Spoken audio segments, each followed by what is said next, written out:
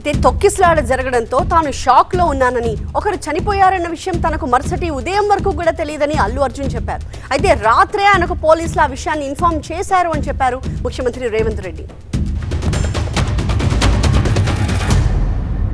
Very unfortunate incident sir. ఒక family వచ్చారు, అందులో ఒక లేడీ రేవతి గారని, ఆవిడ అలా చనిపోయారంటే మార్నింగ్ అసలు మేము షాక్ తిన్నాం.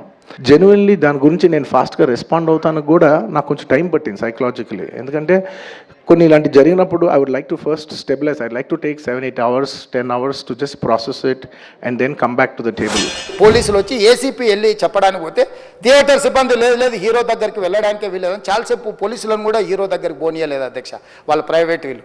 చివరికి ఏసీపీ కోపం వచ్చేసి మిమ్మల్ని అందరిని తీసి లోపల వేయాల్సి వస్తుందని చెప్పిపోయి హీరోకు ఏసీపీ క్లియర్గా ఇద్దరు చనిపోయినరు, మీరు ఇక్కడ కూర్చుంటే ఈ సినీ అభిమానులను మేము కంట్రోల్ చేయలేకపోతున్నాం, లా అండ్ ఆర్డరు శాంతి భద్రతలు చేయి దాటిపోయినాయి, మేము లాఠీ చార్జ్ చేయాల్సిన పరిస్థితి ఉంది, మీరు దయచేసి వెళ్ళిపోండి, వచ్చిండ్రు చూసిన కదా వెళ్ళిపోండి అంటే, లేదు నేను సినిమా అయిపోయే వరకు ఇట్లే కూర్చుంటానని పోలీసులతో చెప్పిండని సిటీ కమిషనర్ నాకు చెప్పడం జరిగింది అధ్యక్ష.